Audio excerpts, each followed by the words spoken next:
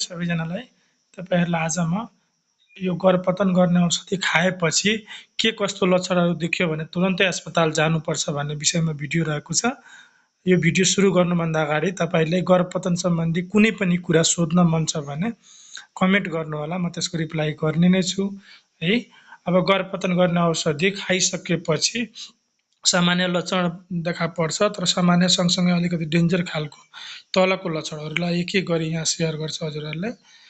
1 नम्बरमा रहेको छ अत्याधिक रक्तस्राव, धेरै ब्लिडिङ भयो भने तुरन्तै अस्पताल जानुपर्छ। अलिअलि ब्लिडिङ त हुनुपर्छ, तर एकदमै धेरै ब्लिडिङ भयो। धेरै ब्लिडिङ भन्नाले प्रत्येक घण्टामा 2 वा 2 भन्दा बढी प्याड पूर्ण रूपमा भिजिराखेको छ भने त्यो चाहिँ धेरै ब्लिडिङ हो। अनि दोस्रोमा चाहिँ धेरै ठुलो रगतको डल्लो, बारम्बार ठुलो डल्लो आउने, रक्तस्राव अत्याधिक हुने, त्यो एकदमै धेरै रगत बग्यो भने भनौँ न, त्यो चाहिँ एकचोटि डाक्टरसँग देखाउनुपर्छ। अनि तेस्रोमा चाहिँ उच्च ज्वरो हैन, धेरै ज्वरो आयो भने यो चाहिँ गर्भपतन सुरक्षित रूपले नभएको हुनसक्छ, इन्फेक्सन भएको हुनसक्छ। यस्तो बेलामा पनि डाक्टरसँग जचाउनु पर्ने हुन्छ, देखाउनु पर्ने हुन्छ। र अर्को चाहिँ दुर्गन्ध आउने डिस्चार्ज यदि छ भने, गनाउने पानीहरू पहेँलो वा हरियो कलरको बग्छ भने त्यो चाहिँ अब स्वास्थ्यकर्मी वा डाक्टरसँग सल्लाह लिनुपर्छ। अनि 5औं नम्बरमा छ अत्याधिक पेट दुखाइ, धेरै नै पेट दुखेको छ भने त्यो चाहिँ एकचोटि देखाउनुपर्छ।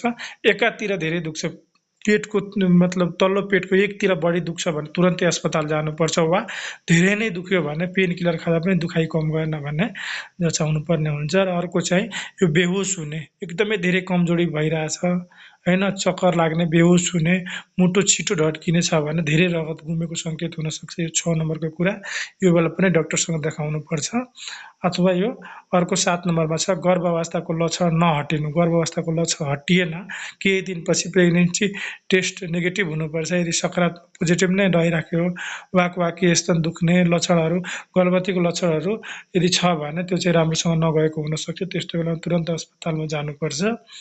त्यही नै हो, समग्रमा भन्दाखेरि धेरै अत्याधिक रक्तस्राव, धेरै ब्लिडिङ भयो, ज्वरो आयो, दुर्गन्ध आउने डिस्चार्जहरू बगिरहेछ, पेट धेरै दुख्यो, बेहोस वा कमजोरी हुने भयो, अथवा गर्भावस्थाको लक्षण हटेन भने डाक्टरकोमा सल्लाह लिनुपर्छ, अस्पताल जानुपर्छ हैन।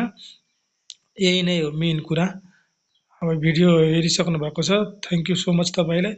अब यो औषधि खाएपछि के गर्ने हैन, पहिला प्रशस्त पानी पिउने, आराम गर्ने, चिकित्सकले दिएको औषधि पुरा खाने र फलोअप जाँच गर्न जानुपर्छ हैन। अब के नगर्ने, आफै खुसी एन्टिबायोटिक औषधि सेवन नगर्नुहोस्, धेरै भारी काम नगर्नुहोस्, चिकित्सकको सल्लाह बिना औषधि नखानुहोस् हैन।